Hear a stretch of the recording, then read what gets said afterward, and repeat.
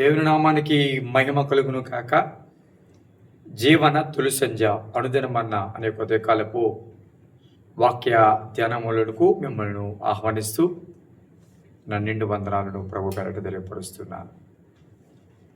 ప్రభునందు మాకు అత్యంత ప్రియమైనటువంటి దేవుని పిల్లలారా ఎలా ఉన్నారండి?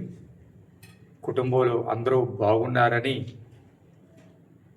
మీ యొక్క వృత్తులలో, మీ యొక్క పనులలో దేవుడు మిమ్మల్ని ఆశ్వాదకరంగా నడిపిస్తున్నారని నేను నమ్ముతూ ఉన్నాను, ప్రార్థన చేస్తూ ఉన్నాను.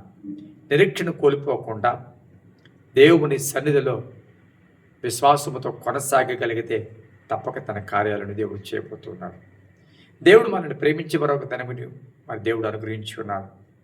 ఉదయకాలం మీరు అందరూ ప్రార్థన చేసుకుని వాక్యాన్ని చదువుకునే దినచర్యని ప్రారంభిస్తున్నారని నేనైతే నమ్ముతూ ఉన్నాను. దేవుని బిడ్డలారా, ఎవరైనా ఒకవేళ బలహీనంగా ఉన్నా, ఎవరైనా ఏదైనా సమస్యలో ఉన్నా, ఏదైనా బాధలో ఉన్నా తప్పక ఒక షేర్ చేయండి.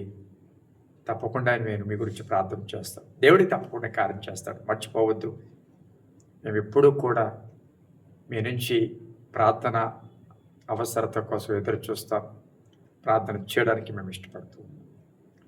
ఉదయకాలం ఒక మాటను, ఒక వ్యక్తిని మీ దృష్టికి తీసుకురావడానికి నేను ఇష్టపడుతూ ఉన్నాను. న్యాయాధిపతుల గ్రంథము 11వ అధ్యాయము. న్యాయాధిపతుల గ్రంథము 11వ అధ్యాయము 1వ వచనం. గిలాదు వాడైన యెఫ్తా పరాక్రమము గల బలాఢ్యుడు. అతడు వేశ్య కుమారుడు. ఈ వచనాన్ని గమనించినట్లయితే పరాక్రమం గల బలాఢ్యుడు అని చదివేటప్పటికీ అబ్బా అనిపిస్తుంది. కానీ వెంటనే అతడు వేశ్య కుమారుడు అనేటప్పటికీ అయ్యో అనిపిస్తుంది. ఇదే పట్లారా, ఇతడు పుట్టిక కాస్త చెప్పుకోలేనిది, కాస్త అవమానంగా భావించేది. కానీ అతడుకున్న తలాంతు, అతడుకున్న బలం చూస్తే పరాక్రమం గల బలాఢ్యుడు. చూసారు అంటే ఒక విషయంలో మైనస్ గాను, ఒక విషయంలోనూ ప్లస్ గాను కనబడుతూ ఉన్నాడు. సహజంగా జీవితంలో కొన్నిసార్లు మైనస్లు ఉంటాయి, కొన్నిసార్లు ప్లస్లు ఉంటాయి. ప్లస్లు చూసి సహజంగా సంతోషిస్తాం, మైనస్లు చూసి నీరసించిపోతాం, కురుక్కుపోతాం.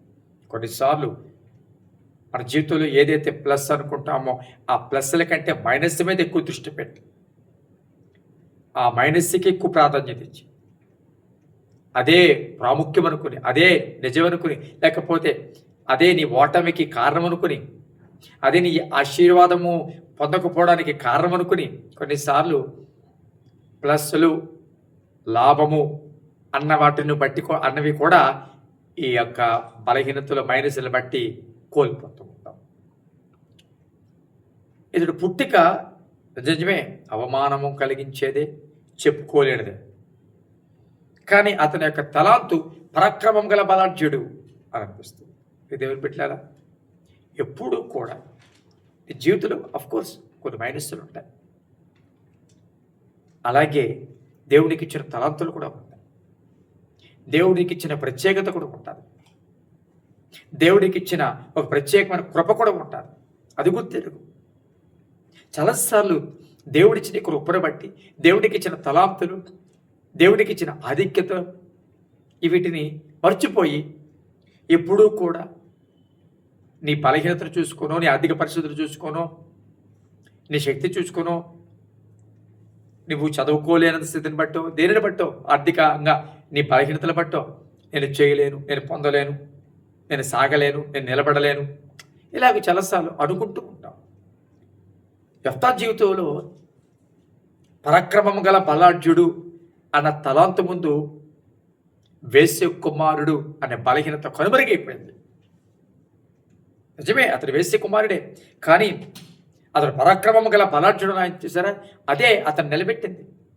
ఎప్పుడూ కూడా దేవుడికి ఇచ్చిన తలాంతు, దేవుడికి ఇచ్చిన కృప నిలబెడుతుంది. ఒకరోజు బలహీనతలు చూచి, చిన్న చిన్న ఓటమిని చూచి, చిన్న చిన్న నిందలు చూచి, ఎవరు దేనినో ఏదో అన్నారని చూచి కృంగిపోకుండా వాటినే పట్టుకుని నిరసించిపోయి చేయవలసినవి కూడా చేయలేకపోవడం, పొందవలసినవి పొందుకోలేకపోవడం, జయించవలసిన చోట కూడా జయించలేకపోవడం.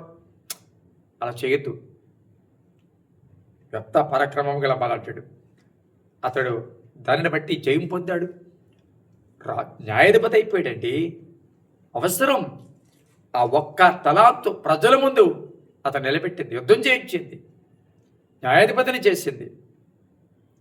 ఎప్పుడు నీ బలహీనతను బట్టి కృంగిపోవద్దు. తప్పకుండా ఏదైతే తలాంతు దేవుడిచ్చాడో ఆ తలాంతుని బట్టి నేను వాడుకోబోతున్నాడు, ఆ తలాంతుని బట్టి నేను హెచ్చించబోతున్నాడు. నమ్ము.